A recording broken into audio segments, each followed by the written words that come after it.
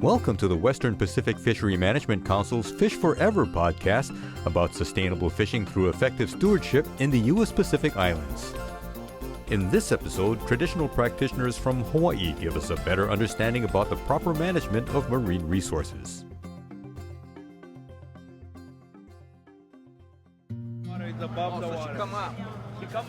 Indigenous people in the Pacific have been living off the ocean's bounty for millennia. These traditional practitioners use methods that promote conservation and sound management. In pre-contact times, their lives depended upon a healthy coral reef ecosystem and sustainable fisheries to provide them with the food they needed.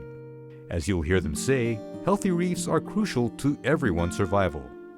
Ke'eaumoku Kapu is a lavaya or fisherman and mahi'ai or farmer from the island of Maui. He's a strong believer in re-establishing the old ways of doing things to help sustain our marine resources for the future.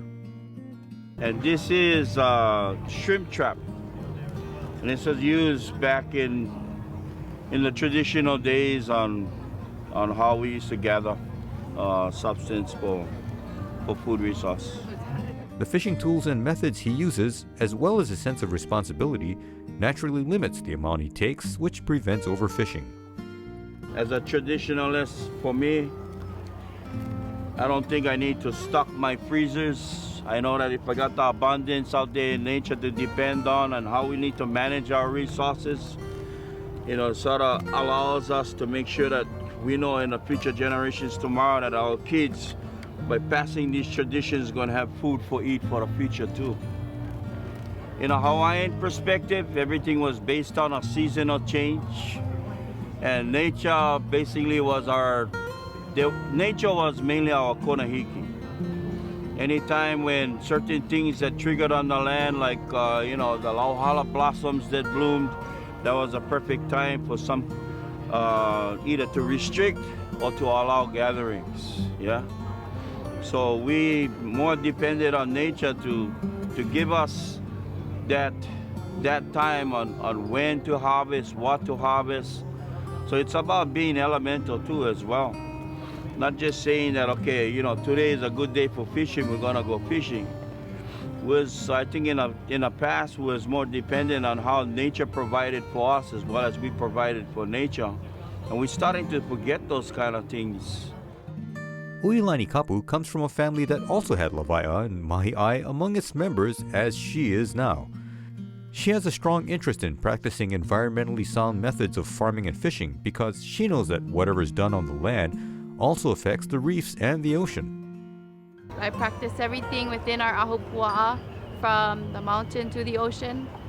We teach, educate all of our community members on the traditional aspects of how a stream flows from the top to the bottom and what produces within that ahupua'a. And right here, what I'm doing is I'm weaving an opai trap. We teach this in Lahaina, but we use i'e'ie. I'e'ie is a traditional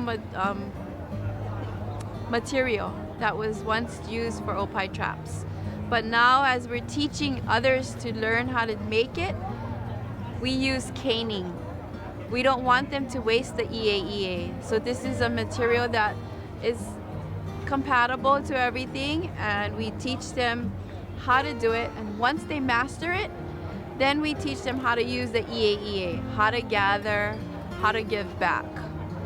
And then they make their own out of i'e'ie. And that's their one thing that they treasure, because it's done by their individual hands.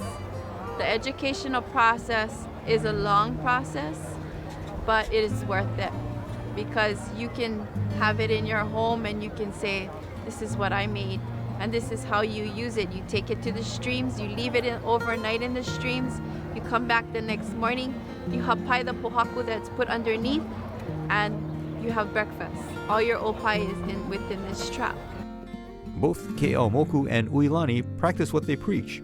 Their farming and fishing methods help protect the coral reef and its inhabitants, as well as all the other resources, because their lives depend on a healthy environment. Traditional practitioners promote effective coral reef management and conservation so we can enjoy our local fish forever. Please join us again for another Fish Forever podcast, Brought to you by the Western Pacific Fishery Management Council.